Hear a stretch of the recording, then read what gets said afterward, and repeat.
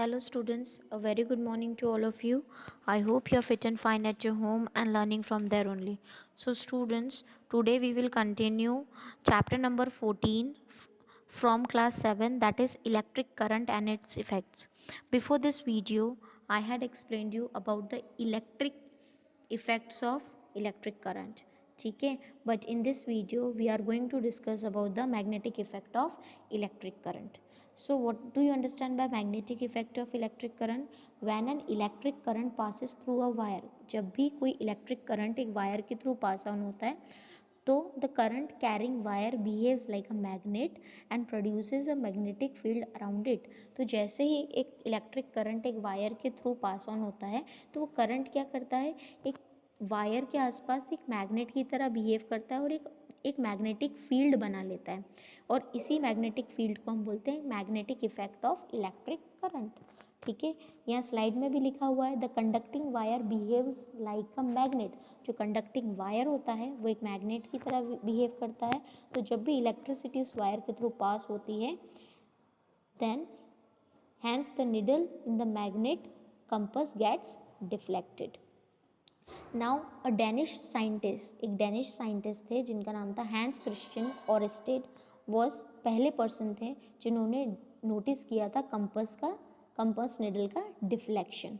ठीक है, needle every time the current was pass through the wire, जितनी बार current उस वायर के थ्रू पास हो रहा था उतनी बार ही कंपस की जो निडल थी वो डिफ्लेक्ट कर रही थी.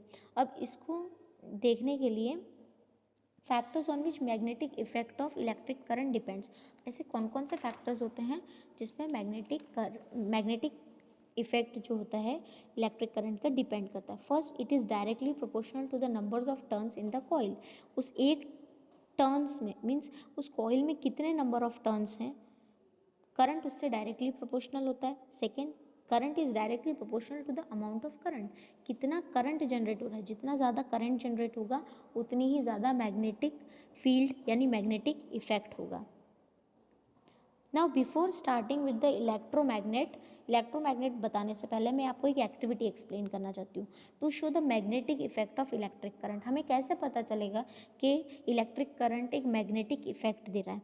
तो इसके लिए आपको क्या करना है, connect a thick isolated wire A B to a battery through which by using connecting wires such that the copper wire AB is in the north south direction. आपको एक लंबा isolated thick isolated copper wire ले लेना है जिसका नाम होगा A B और आपको उसको बैटरी के साथ अटैच कर देना है.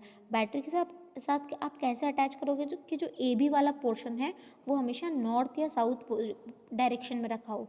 ठीक है, और वहीं पर आपको एक मैग्नेटिक कंपस रख देना है. ठीक है, वायर के बीच में. Second is close the switch. अब आपको है ना पूरे सर्किट की स्विच को क्लोज कर देना है. जैसे ही आप स्विच को क्लोज करोगे वैसे ही इलेक्ट्रिक करंट जो होता है उस वायर में से पास होना शुरू हो जाएगा. अब जैसे ही इलेक्ट्रिक करंट पास होगा तो how does the magnetic needle will behave. तो मैग्नेटिक नीडल कैसे बिहेव करेगी वो हम देखेंगे.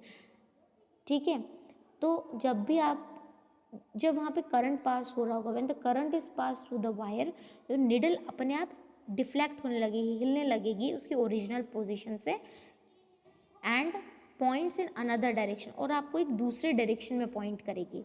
लेकिन जब अगर हम उस स्विच को ऑफ कर देंगे, ठीक है, स्विच को ओपन कर देंगे तो जब करंट वहाँ फ्लो नहीं होगा तो the needle of compass is again वो आप पैरेलल डायरेक्शन में आ जाएगी ए बी के डायरेक्शन में, क्योंकि कंपस की जो निडल है हमेशा नॉर्थ साउथ डायरेक्शन के ऊपर पॉइंट करती है. लेकिन अगर करंट पास करोगे तो वो डिफ्लेक्ट होना शुरू हो जाएगी. इससे हमें क्या पता चलेगा that the deflection of compass needle, जो कंपस निडल का डिफ्लेक्शन है वो क्या शो कर रहा है that current carrying wire behaves. जो करंट कैरिंग वायर है जिस वायर में से करंट फ्लो हो रहा है वो किसकी तरह बिहेव कर रहा है, मैग्नेट की तरह बिहेव कर रहा है और एक मैग्नेटिक फील्ड जनरेट कर रहा है.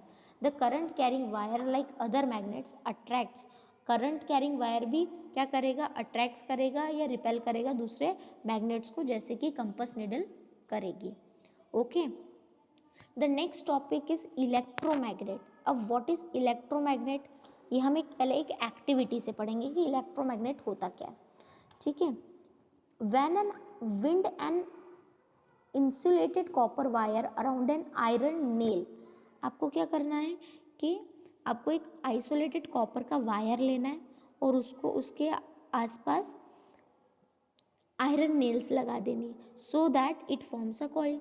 तो वो एक कॉइल की तरह बिहेव करने लगेगी। अब आपको क्या करना है, connect the free ends of the coil of wire, जो बचे हुए एंड्स हैं वायर के कॉइल के, वो आपको बैटरी के दोनों टर्मिनल पे अटैच कर देने। सबसे पहले आपको क्या करना है, एक नेल लेनी, एक कील लेनी है और वायर को उस कील में लपेट देना है, ठीक है। और दोनों एंड जो फ्री एंड्स हैं वायर के, उन दोनों फ्री एंड्स को हमें बैटरी से अटैच कर देना है। Now place some steel pins. अब दूसरे में हमको क्या करनी है, एक आप कंटेनर में स्टील की पिंस ले सकते हैं जो कि हम आयरन नेल के पास रखेंगे। जैसे ही आप स्विच ऑन करोगे, ठीक है, करंट फ्लो होना स्टार्ट होगा, आप क्या देखोगे, दैट स्टील पिंस जो होती हैं वो नेल की टिप पे जाकर के अटैच हो जाएंगी। अब हमें ये तो पता है कि आयरन मैग्नेट हमेशा आयरन को अट्रैक्ट करता है, ठीक है। आपने कभी देखा होगा कि अगर आप आयरन मैग्नेट्स को अगर आयरन या किसी आयरन मेटल के पास लेकर के जाते हो तो वैसे ही आयरन उसको अट्रैक्ट कर लेता है और चिपक जाता है। वैसे ही यहाँ पर क्या हुआ कि इस नेल से जाकर के ये पिंस अटैच हो गई, लेकिन ये पिन तो मैग्नेट था ही नहीं, ठीक है। तो यहाँ पे क्या जनरेट हुआ, you find that an electromagnet actually क्या, एक टेम्पररी मैग्नेट है जो कैसे बनता है, जब एक करंट कैरिंग वायर मैग्नेट की तरह बिहेव करने लगता है।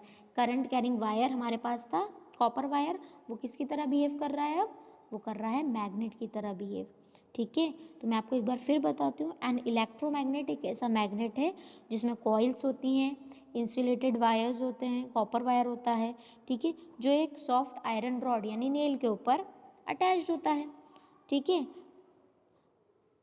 वो मैग्नेटाइज्ड हो जाता है और only when an electric current is pass through the coil, जैसे इलेक्ट्रिक करंट पास होगा वो एक मैग्नेट की तरह बिहेव करने लगेगा।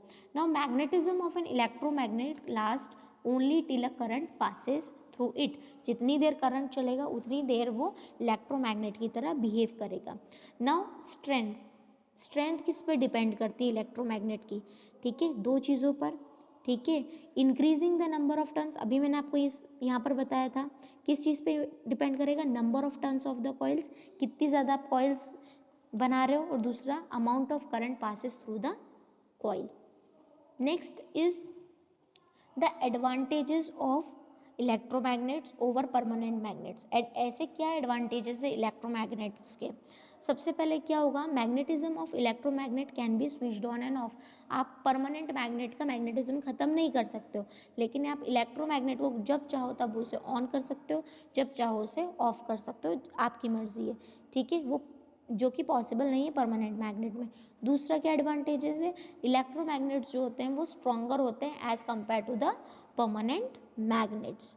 Next is the uses of electromagnets. अब कहाँ कहाँ पे यूज़ होता है इलेक्ट्रोमैग्नेट्स, देखो, they are use in devices and appliances, जैसे मोटर्स में, जनरेटर्स में, लाउड स्पीकर्स में, हार्ड डिस्क में, MRI मशीन्स में यूज़ होता है।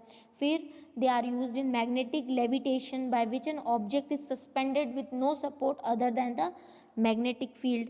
Third is they are used for separating iron metals from junk. जो आयरन मेटल्स होते हैं उनको जंक से हटाने के लिए हम इलेक्ट्रोमैग्नेट्स का यूज़ करते हैं। Then they are use in separation of iron from ore, किसी भी आयरन को उसकी ओर में से निकालने के लिए भी हम इलेक्ट्रोमैग्नेट का यूज़ करते हैं। Fourth one, they are use to magnetize and make permanent magnets. हम परमानेंट मैग्नेट बनाने में भी इलेक्ट्रोमैग्नेट्स का यूज़ करते हैं। नेक्स्ट इज इलेक्ट्रिक बेल, ठीक है। अब इलेक्ट्रिक बेल क्या है, इलेक्ट्रिक बेल एक यू शेप्ड इलेक्ट्रोमैग्नेट है। कैसा मैग्नेट है, यू शेप्ड इलेक्ट्रोमैग्नेट है, जो कि किससे बना है, अ स्मॉल आयरन बार, जिसको हम बोलते हैं आर्मेचर, ठीक है। A small iron bar armature is held in front of the poles. The lower end of the armature is called flat spring, ठीक है। ये जो आर्मेचर है ये आपको दिख रहा है, सॉफ्ट आयरन आर्मेचर, ठीक है। इसके ऊपर का जो एरिया होता है, लोअर पोर्शन जो होता है, उसको हम बोलते हैं flat spring. And the spring is fixed to a metal bracket. अब ये स्प्रिंग किससे फिक्स्ड होती है, एक मेटल ब्रैकेट से फिक्स्ड होती है। अपर पार्ट ऑफ आर्मेचर की बात करें तो अपर पार्ट ऑफ आर्मेचर उसको हम बोलते हैं हैमर। ठीक है, ऊपर का जो पार्ट होता है उसको हम बोलते हैं hammer. There is a contact screw, फिर होता है contact screw that just touch the armature at point E. A metal gong, फिर एक मेटल गोंग होती है जो कि हैमर के साथ फिक्स्ड होती है। The electromagnet is connected to the battery, a push button switch and the armature in the circuit. अब ये वर्क कैसे करती है, वर्किंग की अगर हम बात करते हैं तो when you press the switch, आप जब भी स्विच को प्रेस करोगे तो इलेक्ट्रिक सर्किट में the electric circuit of the bell is completed. जैसे आप स्विच प्रेस करोगे पूरा सर्किट कंप्लीट हो जाएगा, उसमें से करंट पास होने लग जाएगा। करंट किस में से पास होगा, through the coil of the electromagnets. ये जो कॉइल्स है इलेक्ट्रोमैग्नेट्स की, ये मैग्नेटाइज्ड हो जाएंगी and the electromagnets attracts the armature. तो इलेक्ट्रोमैग्नेट क्या करेगा, इस सॉफ्ट आयरन आर्मेचर को अपनी तरफ अट्रैक्ट करेगा। जैसे ही ये आर्मेचर अपने आप को अट्रैक्ट करे, आर्मेचर को अट्रैक्ट करेगा इलेक्ट्रोमैग्नेट, तो वो जाकर के किससे टच, हैमर टच हो जाएगा गोंग से। और जैसे ही हैमर गोंग से टच होता है तो एक साउंड प्रोड्यूस होगा जो कि एक बेल में प्रोड्यूस होता है। Now when an armature moves towards the magnet, अभी आर्मेचर जब मैग्नेट की तरफ मूव होता है तो its contact with the contact screw is broken at point E. ठीक है, जैसे हैमर गोंग की आर्मेचर जो है वो मैग्नेट की तरफ मूव होगा तो आर्मेचर का कांटेक्ट जो होता है स्क्रू के साथ वो ब्रेक हो जाएगा, जिसकी वजह से इलेक्ट्रिक करंट ब्रेक हो जाएगा और no current flows into the electromagnetic coil. फिर कोई भी करंट फ्लो नहीं होगा इलेक्ट्रोमैग्नेटिक कॉइल में। तो इलेक्ट्रोमैग्नेटिस, अब जैसे करंट फ्लो नहीं होगा तो इलेक्ट्रोमैग्नेट का मैग्नेटिज्म चले जाएगा और आर्मेचर उससे अट्रैक्ट नहीं होगा। तो द स्प्रिंग ब्रिंग्स बैक, फिर वो स्प्रिंग क्या करेगी, उस आर्मेचर को वापस अपनी ओरिजिनल पोजीशन पे ले आएगी और एंड द हैमर जो होगा वो गोंग से दूर हो जाएगा। ठीक है, as soon as the armature comes back, जैसे ही आर्मेचर अपनी पोजीशन पे वापस आएगा and touches the contact screw, जैसे ही आर्मेचर अपनी पोजीशन पे आएगा और कॉन्टैक्ट स्क्रू के साथ टच होगा तो वैसे ही सर्किट में वापस सर्किट कंप्लीट हो जाएगा और करंट स्टार्ट हो जाएगा फ्लो करना। ठीक है, करंट फ्लो हो जाएगा स्टार्ट, करंट फ्लो स्टार्ट हो जाएगा तो अगेन क्या होगा, हैमर जो होगा वो गोंग की तरफ मूव होगा एंड जैसे ही हैमर गोंग की तरफ टच होगा वैसे ही साउंड प्रोड्यूस होगा और बेल रिंग हो जाएगी। अंडरस्टैंड, इसलिए ये इलेक्ट्रिक सर्किट स्विच ऑफ और स्विच ऑन हो रहा है तभी हमेशा बेल रिंग नहीं होती रहती। After sometimes the bell rings stops, कुछ टाइम बाद बैल की रिंग स्टॉप हो जाती है। क्यों स्टॉप हो जाती है, क्योंकि यहाँ पे सर्किट ब्रेक हो जाता है। स्टूडेंट्स, यहाँ पर आपका चैप्टर कंप्लीट होता है। I hope you are well understood by this chapter. If any doubt is there you can write in the comment section. Thank you so much for watching. Keep learning, keep growing.